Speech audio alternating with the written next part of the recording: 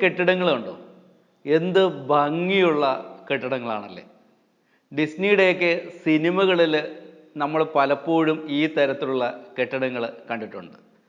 പല മാന്ത്രികന്മാരും മജീഷ്യന്മാരും ഒക്കെ താമസിക്കുന്ന പോലെയുള്ള ഈ ഗോപുരങ്ങൾ, സ്തൂപങ്ങളൊക്കെ ഉള്ള കുറേ കെട്ടിടങ്ങൾ ഡിസ്നിയുടെ പല സിനിമയിൽ കണ്ടിട്ടുണ്ടെങ്കിലും ഇതുപോലെ നിരനിരയായിട്ട് ഇങ്ങനെ നിൽക്കുന്ന ഒരുപോലെയുള്ള കെട്ടിടങ്ങൾ അധികം സിനിമയിൽ കണ്ടിട്ടില്ല.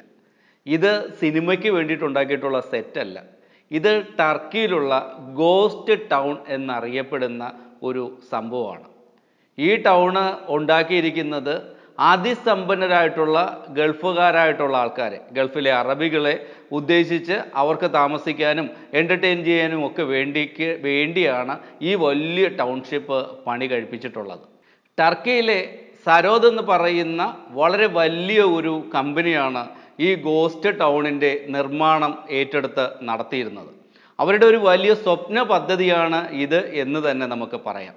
250 ഏക്കർ സ്ഥലത്ത് 725 വില്ലകളും ഒരു റൊമാൻറ്റിക് സ്പാ റിസോർട്ടും ഉൾപ്പെടെയുള്ള ഒരു ഗംഭീരമായിട്ടുള്ള പ്രോജക്റ്റായിട്ടാണ് ഇവരിതിനെ ഡിസൈൻ ചെയ്ത് ഇതിൻ്റെ നിർമ്മാണമൊക്കെ ആരംഭിച്ചത്. 2014 ഈ കൺസ്ട്രക്ഷൻ്റെ തുടക്കം കുറിച്ചത്. ആ സമയം തൊട്ട് ഇതിൻ്റെ കൺസ്ട്രക്ഷൻ നടന്ന സമയം വരെ $200 മില്യൺ ഇതിന് വേണ്ടിയിട്ട് ഇവർ ചെലവഴിക്കുകയും ചെയ്തിട്ടുള്ളത്. എന്നാൽ കുറേ കഴിഞ്ഞപ്പോൾ ടർക്കിയിൽ വളരെ വലിയ സാമ്പത്തിക പ്രതിസന്ധികളൊക്കെ ഉണ്ടാവുകയും 2018 ആയപ്പോഴേക്കും ഈ സരോദ് എന്ന് പറയുന്ന ഈ വലിയ കമ്പനി പാപ്പരായി തീരുകയും ചെയ്തു. അതോടുകൂടി അവർ ഈ പ്രോജക്റ്റിനെ ഉപേക്ഷിക്കുകയാണ് ചെയ്തത്. ഒരു കാശും അല്ലെങ്കിൽ സാമ്പത്തികമായിട്ട് ഏതൊരു നിർവാഹവും കയ്യിലില്ലാത്തത് കാരണം ഒരുപാട് സാമ്പത്തിക ചിലവുള്ള ഈ പദ്ധതി മുന്നോട്ട് കൊണ്ടുപോകാൻ കഴിയാതെ അവർ ഉപേക്ഷിച്ച് വഴിയിലിട്ടിരിക്കുകയാണ് ഇപ്പോഴും ഈ പ്രോജക്റ്റ്. ഇപ്പോഴത്തെ രസകരമായ സംഗതി എന്താണെന്ന് വെച്ചാൽ പണി പൂർത്തിയാകാത്ത ഈ കെട്ടിടങ്ങൾ കാണുന്നതിന് വേണ്ടിയിട്ട് ധാരാളം ടൂറിസ്റ്റുകൾ ഗോസ്റ്റ് ടൗണിലേക്ക് വരുന്നുണ്ട് എന്നുള്ളതാണ്.